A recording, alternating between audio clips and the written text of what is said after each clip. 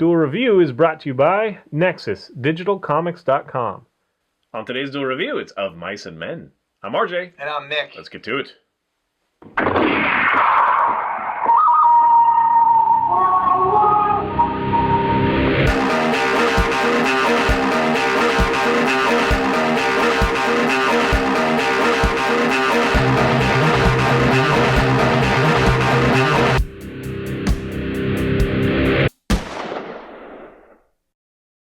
Hey everybody, today is the 11th of January, and we're taking a look at a great movie based on a great book, Of Mice and Men. Right, and technically the movie was actually based off of the movie of the great book, Of Mice and Men. So, Of Mice and Men, the book came out in 1937, written by John Steinbeck. It's a classic, you read it in high school, it's a great movie. A lot of people do. I mean, it's a great book. I liked it, yeah. Yeah, and then in 39, they made a movie off of it, which got 100% on Rotten Tomatoes, as opposed to the 1992 version, which is the one that we're reviewing, which got a 98, I believe. Did I write 96? That's pretty good. Yeah. I haven't watched the other one. Have you? The 37, I think I did once, the 39 one. Who's in it? Anybody? I don't know. Yeah, okay. Yeah, that was 39. That's crazy. That's crazy. My father wasn't even a twinkle Yeah, in anyone's eye. this one is brilliant.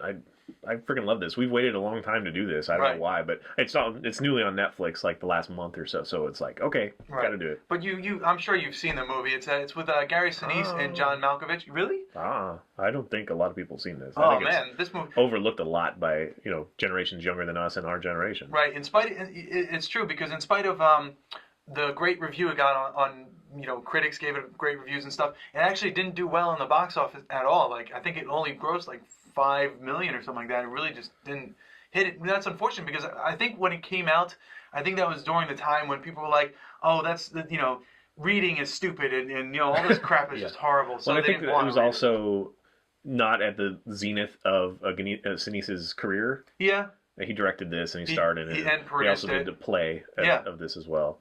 And but yeah, the reason that I love this beyond the story is Malkovich. John Malkovich does a great job as Lenny, and I don't know, it's just very heartfelt and he's very simple, but you believe it. Yes. The first thing out of his mouth is kind of like, that's weird to see Malkovich do that, but then after that, it's like I totally buy it. Yeah.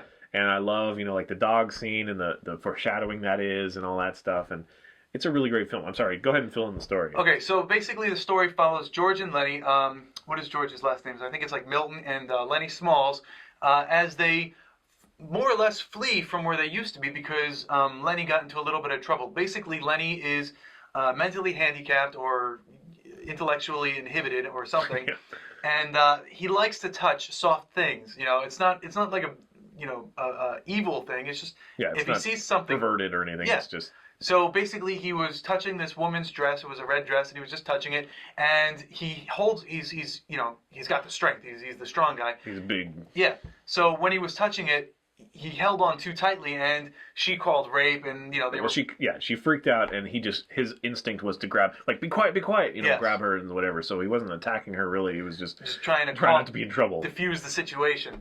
Yeah. So he got into trouble with that, and him and his good friend George, they left, and they're looking for work, and so they get hired on as these farm hands on a local farm, and basically they have this goal, this dream of owning their own farm. One day they're going to save enough to buy and own their own farm. So that's pretty much the basic story, and it's really interesting because you have Lenny, who's not that smart. You have George, who's constantly trying to take care of Lenny, and that great friendship that they have. But also the conflict of like I could be free, I could have a life of my own, I could have a wife and kids if I didn't have to take care of you. Right. Keep getting him into trouble too. So you feel for George, you feel for Lenny. You feel for all the people that are involved as well because they go to a farm and they're helping out on the farm, and all these guys are like really low wage earners. There's a black guy who in this movie has that spine problem. I don't remember if that's in the book or not. I don't remember either. But he's all alone, and yes, it was. They're subjugated.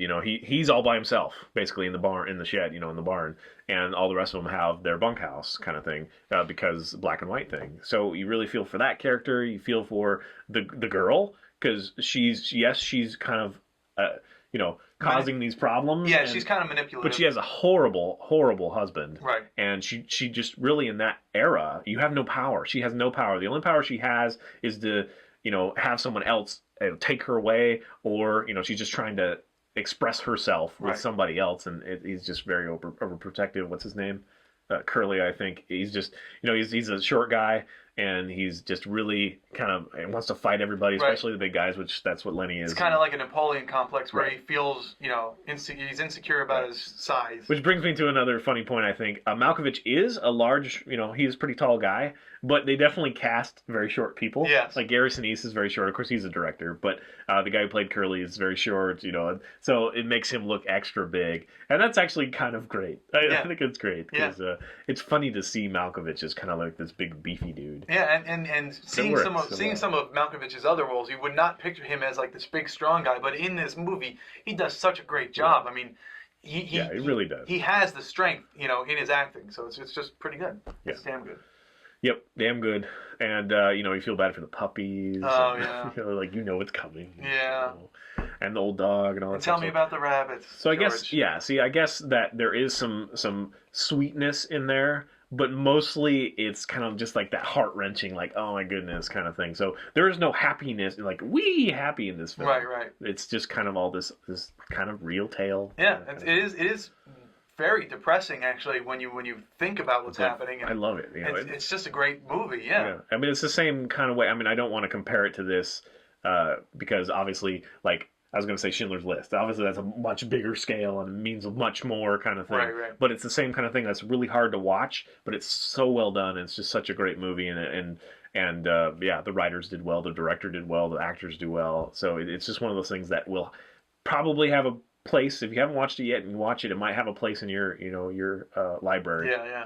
But it's not going to be one that you pop out and watch all the time because it is a little bit hard. It's not nearly as hard as like Schindler's List or whatever, but it is, it doesn't have a happy ending. Right, yeah. All right, guys, I think that might be it. Thanks for watching. Please check it out. If you have any other recommendations along that line, I do honestly think that a lot of people overlook this. Which is unfortunate. To me, I thought everyone had seen it. Same with like Lord of the Rings, or Lord of the Flies. Lord of the Flies, yeah. I mean, Lord of the Flies to me is more understandable, but really? Of Mice and Men, because Of Mice and Men is referenced in like everything. Like Looney Tunes did a lot of Mice and Men George, references. where you go, George? Hey, where you go, George? Yeah. So, it's true. So Of Mice and Men is a huge staple in American culture. But again, I think people know the references more than they do the actual property. Huh? Yeah. Okay. So I mean, people grow up and like probably thought it was Looney Tunes, that made that kind of thing. So that's kind of. I'm glad you brought that up because I was thinking about that. I just forgot about it. So. Yeah. All right, guys. Please subscribe to our YouTube channel and follow our great playlists. Game Lab's been a lot of fun. Yes, it has. And please leave comments. We love comments. And you can help support us by buying our wares at spiderwolf.com. That's right. T-shirts, a card game, short stories, art prints, and much more. See you later. Oh. Dang it. Yay. Dang it. Next week, a few comic trade updates.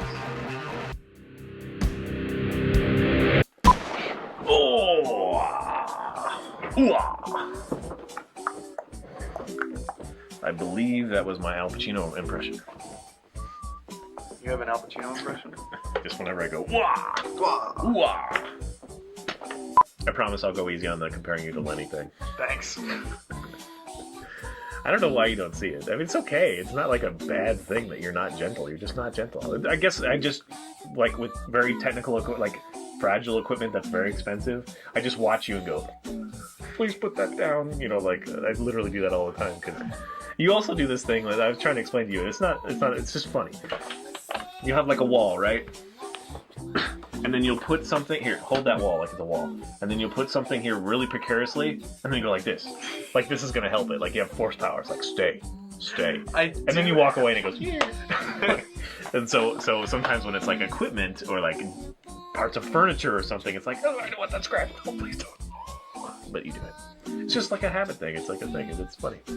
I've never seen it, but I do have force powers, actually. So okay. Honestly, I'm sure that I've done it before too, because it is kind of like a human thing where it's like you're like getting ready to like push it back or something, but the way you do it is just so stay there.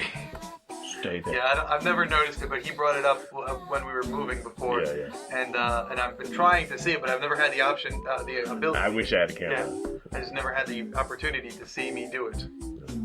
But yeah, apparently I tell things to stay.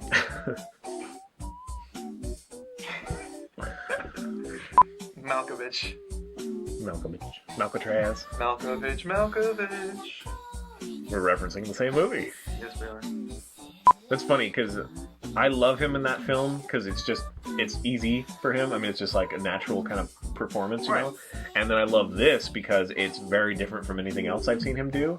But to me, Malkovich, every other movie is slightly the same. Like he's got the same cadence and the same, you know, it's very similar. But this is so different, and that's I guess why I love it so much. Yeah. This, the only similarity is sometimes like he purses his mouth and stuff, and that is in a lot of other movies, like his facial. Because he has a very distinct face, I mean, Yeah. obviously. And a very distinct voice. But this one is the only like chameleon act I've seen him do, and it's kind of funny because it's like, oh, that's his retard role, you know what I mean? But he does so well, and Yeah. I love this book too. Like, we had Yeah. to read in high school. And it's one of those things that people are like, you know, movies today they don't end happily and it sucks. You know, it's like angry. It's like read a book. Yeah, they Are you never end serious? happily. You know, all those books from that era are just bad, like depressing.